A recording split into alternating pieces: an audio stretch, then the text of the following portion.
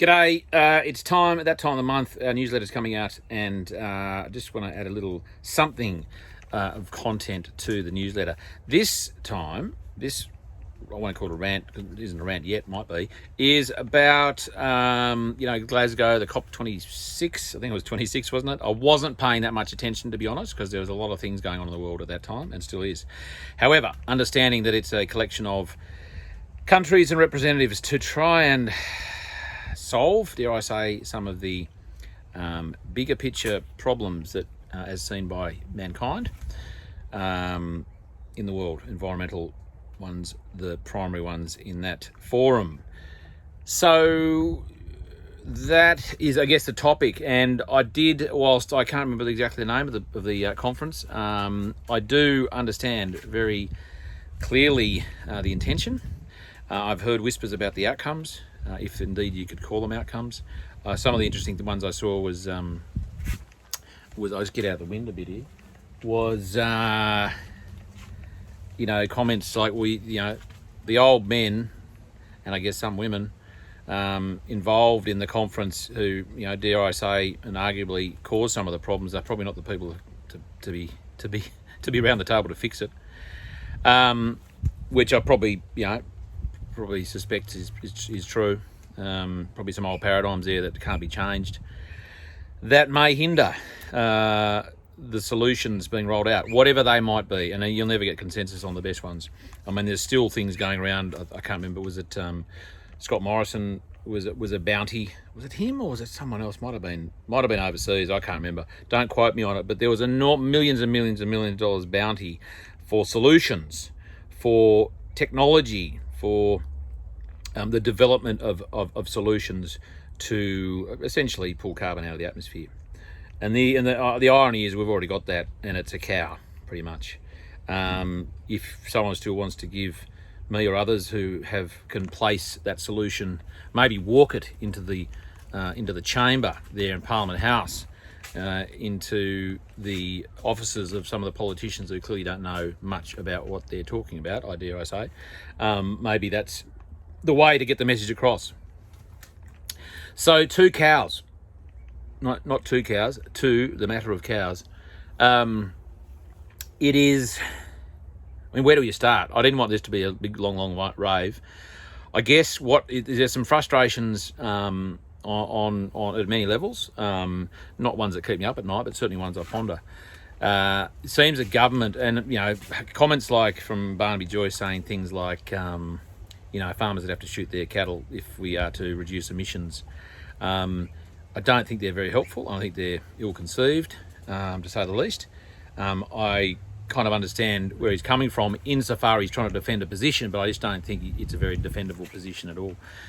So what I would say to that, and this is it's a bigger conversation. So there's Barnaby and his comments and other politicians who probably clearly don't understand what they're talking about, I don't think, or not looking at the full picture of solutions that are literally which is literally under their feet. I mean, this is how simple it is. This is how close to hand it is. And nature and the world and the globe and the earth has been doing it for arguably millions of years. It's not technological, it's biological. It's pretty straightforward, and we can contribute. We as a race have contributed to the degradation of soil over many, many years. And we have a wonderful opportunity to mimic nature, learn from her, and sequester carbon. If indeed there's consensus around that being a problem, a lot of people would argue that carbon itself is not the problem. And on the other hand, a lot of people would say that it's something we would like to get more of into the ground. Nonetheless, either way, what's important is we keep cycling carbon. And this is the thing about methane. So methane is a greenhouse gas, so to speak.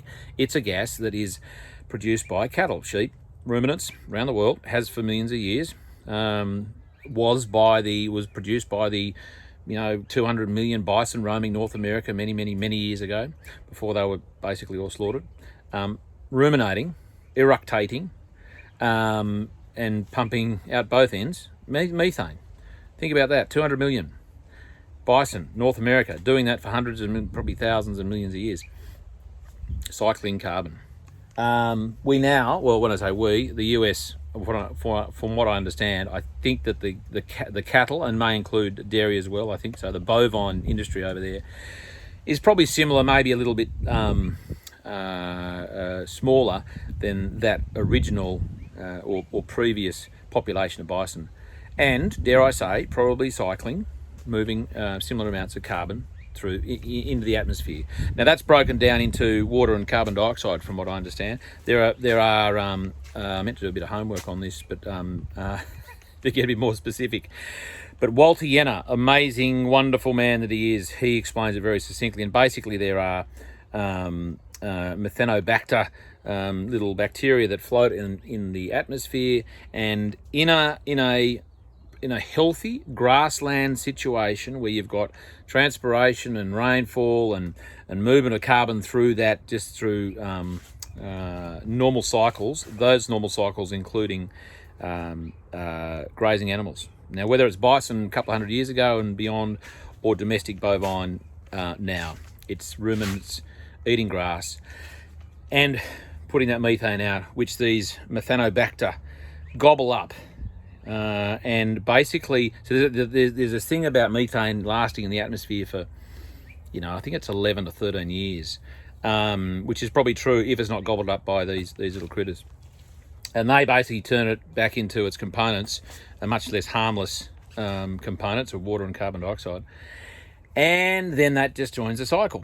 So what the politicians, what a lot of the people who don't like eating meat and have a problem with others that do, aren't considering this very natural state of recycling that happens in an open grassland situation where plants are taking carbon dioxide out of the air. From my memory, 40% of that goes into leaf matter, so carbon dioxide is pulled out of the air, and that is turned into, through the wonderful process of photosynthesis, into leaf matter above ground. 30% of the carbon pulled out is turned into root matter, and 30% is sugars that are produced by the plants to feed all the beautiful critters and all the animals and the life, the biology in the soil. So that's a pretty standard carbon sort of cycling. Let's call that the one-way part of it. So it's coming out of the atmosphere into a plant matter, sugars above ground, below ground, cellulose, etc. Animals come along, cattle, and this, just to say, a cow comes along and eats it and turns that into other things, other products. One of them is methane that goes out front and back into the atmosphere. That's just a natural part of the cycling of carbon, which we need. We got to get away probably from the idea of we just got to keep drawing it down out of the atmosphere, because it's actually still got to go back up. It can't not but go back up, whether it's a drought, whether it's through, it's a natural cycle of carbon, being retained as a living, in part of a living organism, and then being released out into the atmosphere. It's all part of, just like minerals are, just like elements are taken out of the either the air or from the soil, and they're turned into an organic, or part of an organic substance in an animal or a plant, a living creature made up of those components. So what's my point? My point is that I think there's a lot of the debate, a reasonably shallow kind of debate, political debate, that doesn't include some pretty solid science around this. And, again, it comes down to, I think, being clear about what you're trying to argue. I'm not trying to argue anything right at this point in time. I'm just highlighting that it's, vilification of animals in a grazing situation at big conferences, international conferences, as it often turns out, that aren't very helpful, and they're not considering all the science. And I think that's a really important part of the conversation. Is there is a conversation. It's not a conflict, and there's so much more in common, I think, that farmers have, and those who don't like eating meat, vegans and so on, and those who oppose sort of animal farming. And now when I talk about animal farming, in my context, I'm talking about grass-fed situations. Okay, I'm not talking about factory farming. I'm not a fan of that either. Just by the way, vegans, that's what I'll agree with you on. But just to dispel the farming of animals in one broad sweep because they produce methane and are going to kill the planet. I think that's really short-sighted and not very well researched. As Diana Rogers says, it's not the cow, it's the how. Like, cows are an amazing recycling animal. They are one of the great marvels of nature, that they can turn grass into milk, into meat, into manure, cycling fertility, cycling carbon, and doing it in a pretty gentle manner. It's obviously up to us to make sure we're managing them well in those sort of landscapes. Cell grazing, managed grazing, whatever you want to call it, mimicking nature in the way we graze. That's probably enough. I'm not sure if that's particularly clear rant. There was no necessarily objective to this one. It was just more to put it out there that, there's lots of conversations that could be had. They can be very positive, they can very, very negative, or go nowhere. I'm a big fan of going into a conversation with a sense of curiosity, not criticism. So I'm not here to criticise anyone. I'm just here to put on the for the record, on the back of so-called conferences that are supposed to be finding solutions. There's just too many agendas at play that I think. I don't know how much good comes out of those, to be honest. I'm yet to be proved. I'm happy to be proven wrong.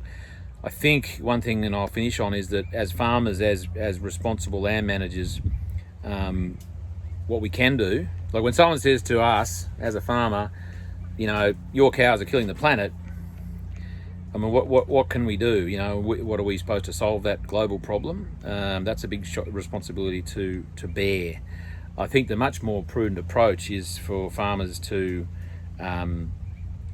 understand a bit of the science around it, to understand good sound management, call it holistic management. That's as I call good sound management, and their responsibility and the opportunity to actually contribute positively to the environment, and that is what we can do within our boundary of our farm. Let's not get all caught up in me as a farmer, as an individual, my family, my community need to save the planet. Like, we as an individual can influence and focus on what's in our control, and that's our farm. We through our grazing, through our inputs, through our outputs, through our attitude, through the energy we put into that. That's where I think we're gonna get somewhere. I mean, if we can have an international conference that talks about that as a solution, and let all the other guys with their technology and their whiz-bang, whatever it might be, that's fine. Do that, and let's have a race. Let's have a race to the finish line. I'm not sure what that finish line actually is, but let's see. Give us a chance. I mean, the chance is there. The chance is like outside right there. This sort of agroforestry, silvo pasture, cool, combination of all sorts of plants. Get a few animals in there, perfect. That's the opportunity we all have. Maybe not exactly that, but to engage with nature and do a better job at farming and produce better food. And that will lead to solving the global problem, I think, not international conferences that, again, I just don't think cut the mustard. Let's get the rubber on the road. Talk to a few people, listen to a few good podcasts. There's plenty of them out there, including The Regenerative Journey, mine, and plenty of other ones out there. I'm no Lone Ranger there. And that's how we can make a difference on our own farms, with our own families and our own communities.